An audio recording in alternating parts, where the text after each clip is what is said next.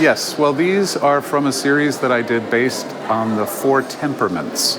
And the four temperaments is something where they used to diagnose illness during the Renaissance, all the way up until the past few hundred years.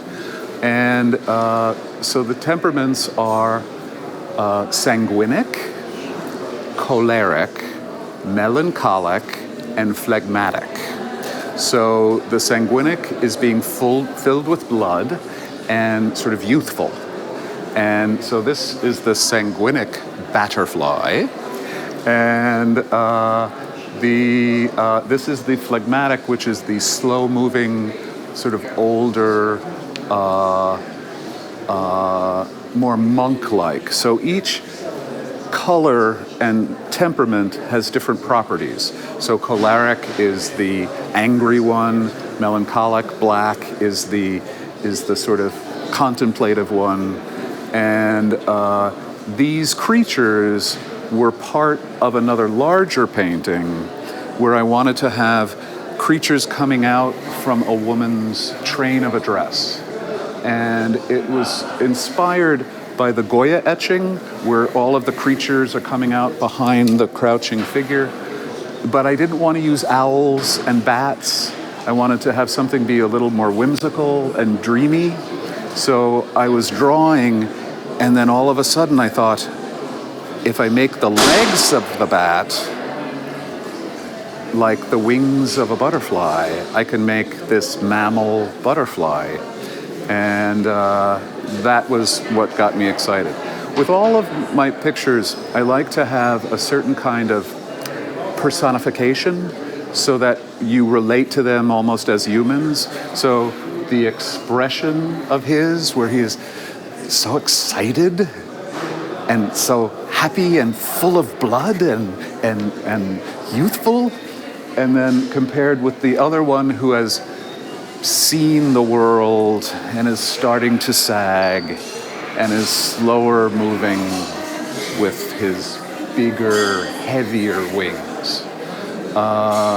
So this series was my sort of contemplating different ages of man or woman or creature, and trying to think about those things in sort of elaborate, pleasurable designs.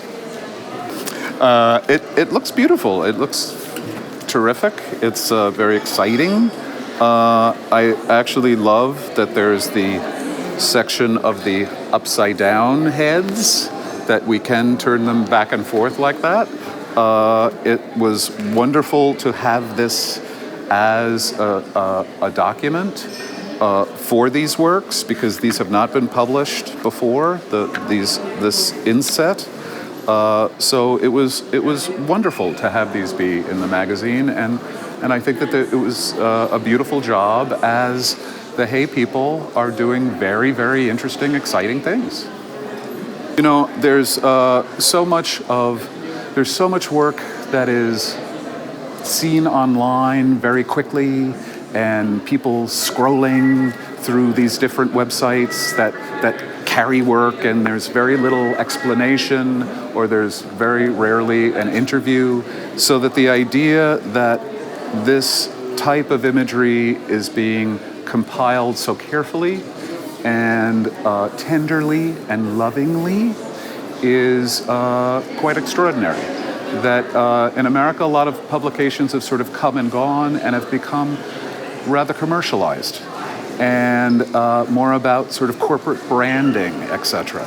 And what's nice about Hay is that it does seem to be interested in artwork that is sincere, non-corporate, more involved with the tradition of making pictures. And I also am very excited about the art historical pieces, particularly in this show. The sideshow banners, for example, are thrilling to see. The tattoo images are gorgeous, always to see. And that kind of art historical framework that is incorporated into the magazines is a very important thing to be doing.